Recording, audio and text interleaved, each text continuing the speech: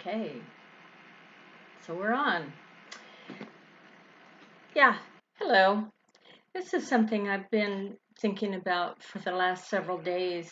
And to me, it's like the elephant in the room, the thing that nobody wants to talk about.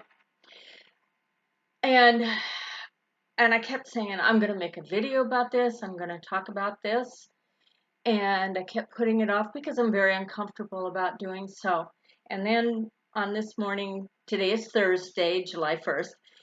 So on this morning's BNL community's Zoom call, Sovereign posted a link to to my very first video that I posted on YouTube, and uh, just shared and spoke about it. And he had put a lot of fun comments about it to me.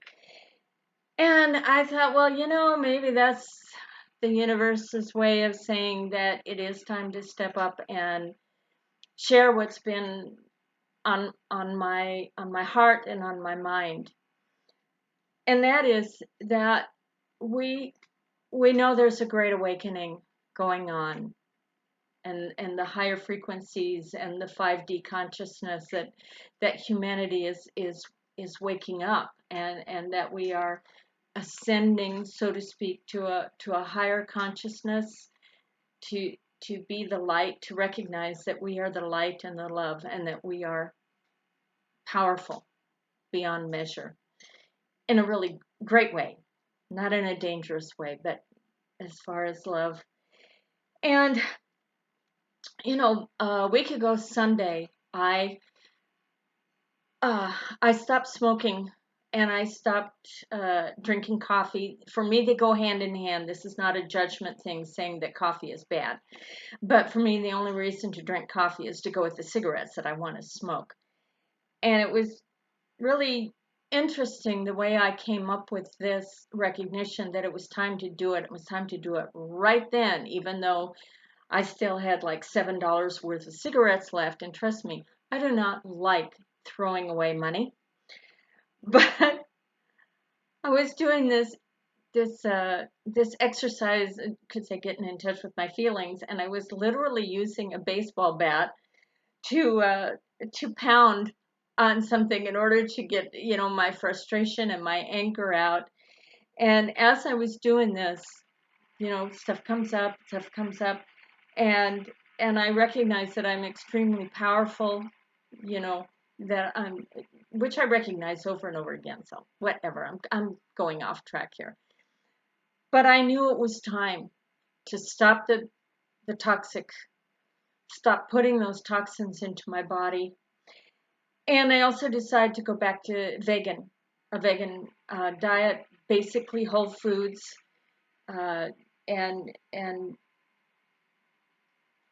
to stop putting other toxins in my body, and that's part of the whole foods plant-based way of eating.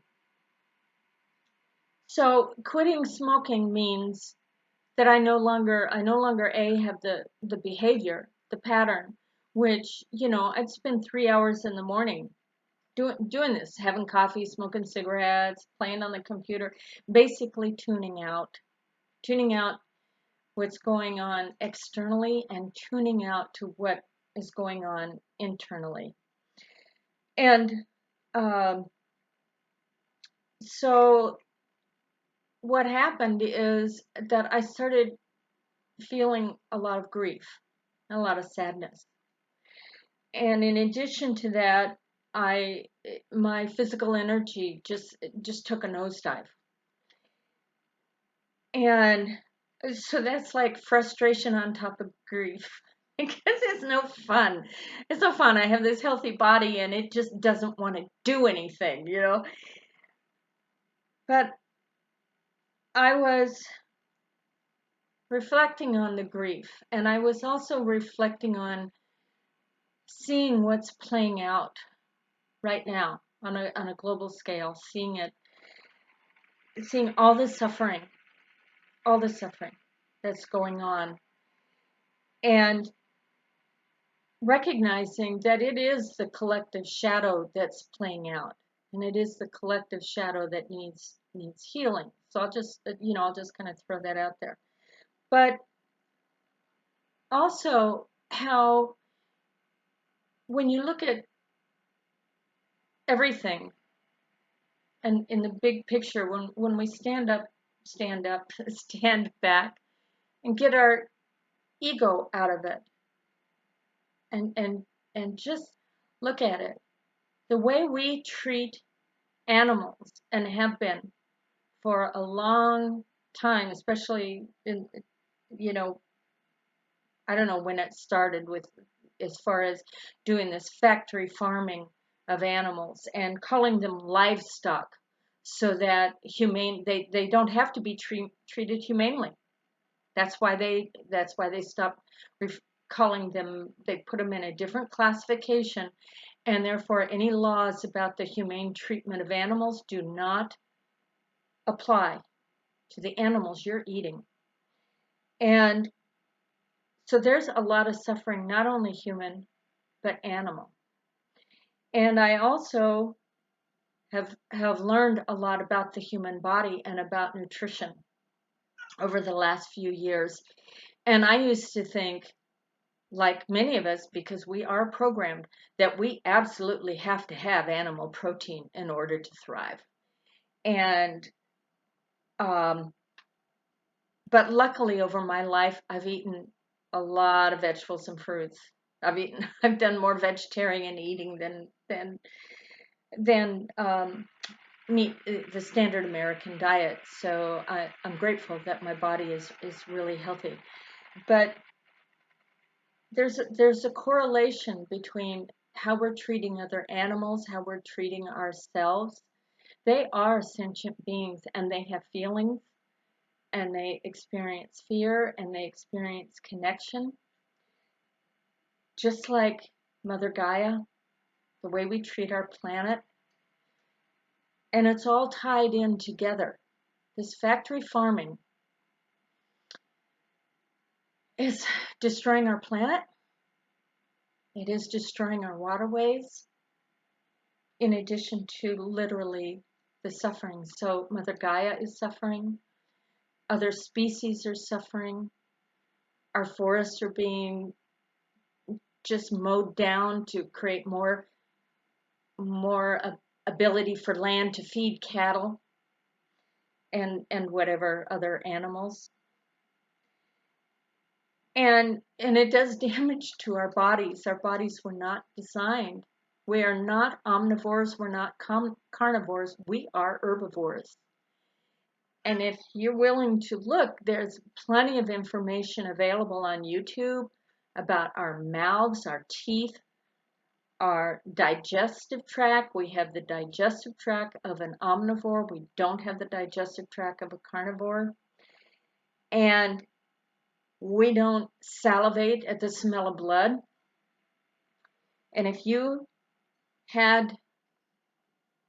only way you could say buy chicken was to go to where they're raising them, factory raising them, and you saw the conditions that they lived under and had to smell how bad it smells, and saw that they pee and poop on each other because they're stacked in cages, and that's how they're made to live, so that we can all have our Kentucky Fried Chicken or whatever it is. It's like out of sight, out of mind. And if you saw what it was doing to your body, how fatty deposits build up around our organs and how it taxes our kidneys and taxes our liver, and how, I don't know how much disease could be reversed if people went on whole foods, plant-based diet. All these diseases, all this chronic disease, it's directly related to what we eat. But it's also, I wonder about even the frequency. When I eat that animal flesh, I am taking in their suffering into my own body. And as we start awakening and start experiencing a higher consciousness, I can't help but hope that more and more people are going to recognize that all those animals are one with us. A lot of people, they in Asia, I think Korea and maybe some other Asian countries, they eat dog meat. And there's a lot of petitions of, to stop this from happening in other countries. And I have to ask myself why. They're just another animal. Are they more special than a cow? And do you all know, besides the fact that dairy is very, very unhealthy, do you know what a dairy cow's life is like? Do you know how much she suffers? I used to think, well, at least dairy, they're not killing the animal and they got a pretty good life. They don't. They suffer just as well. And if you were to go to to like a rescue farm where they might have some goats and a cow and a burro and maybe some chickens, a couple geese, I don't know, whatever variety of animals they have, and interact with them, look in their eyes, and then tell me they're just nothing. They're they are sentient feeling beings just like we are. And I am not a follower of any organized religion, but I do believe that there's a lot of wisdom teachings in the various Bibles, in the various, well, Bibles, different various wisdom teachings of the various religions. And one of them is about God giving man dominion over the animals. And what I think that really means is that we were given the responsibility of taking care of the animals, not of them being our servants and to suffer so that we can have what we want, but that we're supposed to take care of them. We're supposed to take care of this planet. There are species that are going extinct because of the way that we're choosing to live. And everything from our McMansions that we all have to have great big houses and so on and so forth. Just all the decisions we make. And we don't look at it. We just make them on an ego-based level, not on a heart and vibrational level, we'll say. But I gotta ask you, would you say, oh, hey, honey, I'm hungry. Let's kill the dog tonight and put him on the grill? I don't think so, because you see that dog as part of your family, but it's just another animal, and you've made it your pet, so you see it differently. But I'm starting to see that really even though we're at the quote unquote top of the food chain because we have minds, that really what we are is we're supposed to be stewards. We're supposed to be taking care of all the animals on the planet. And we're supposed to be providing safe, well, I don't know how to put this, but I'll just say that's what I believe. And I believe that, blessed are the meek, for they shall inherit the earth. Meek really means humble. I think we need to humble ourselves, not only before God got us all that is, but before Mother Gaia and before all the animals who suffer. And to see that to eat animal flesh is just like eating your grandmother. I'm sorry, but we are all one. We're all one with them. And we just see them as so differently. And there are certain, you can go out and you can find an argument against what I'm saying, because whatever you want to be true, you will find a way. You will find studies that say, oh my God, no, we have to have it. But even if we have to have it, we don't have to have that much. And all I'm asking is that you reflect and you ask your heart and you remind yourself that you're living in an environment of out of sight, out of mind, which makes it real easy for the ego mind to just say, oh, disregard it, go buy your packaged meat. And that's another thing. It just even adds to the plastic problem, the plastic pollution problem. But really dig deep and ask yourself, can I really ascend to 5D consciousness when I am allowing 1 billion animals a year are slaughtered to satisfy our desire for meat? And meat only provides 18% of our calories, and it takes up 83% of farmland. And that 83% of farmland could be growing the foods that go directly into our mouths to nourish us, instead of being fed to cattle, which are fed antibiotics every day, which are getting into our water, which are destroying our health, which are destroying our planet, which are creating super bugs and super weeds. Or the super weeds are from the pesticides. We're, we're poisoning ourselves. So all this came from the fact when I started hitting my furniture with a baseball bat. I suggest maybe trying a fly swatter. It's called batting, and it's to bring up those feelings if you suppress them. And I think we all do. I think that's why we have this collective shadow. And that is what's playing out at the same time as this great awakening. So I'm just going to ask you to reflect on it. This is not about judgment. This is not about guilt. This is about awakening to love. It's all the way through. It's about forgiving myself for being part of the problem, so to speak, instead of part of the solution. And there's even the concept of I want to say, I've forgotten the term, but minimal, um, like downsizing, owning less, not, like when I take a shower, I have a shut-off valve. I learned about water conservation when I moved to Arizona, the desert where it's just not as plentiful. And I learned about little things like this, like shut off the water while I'm brushing my teeth. I used to just always keep it running, and it's like without even thinking.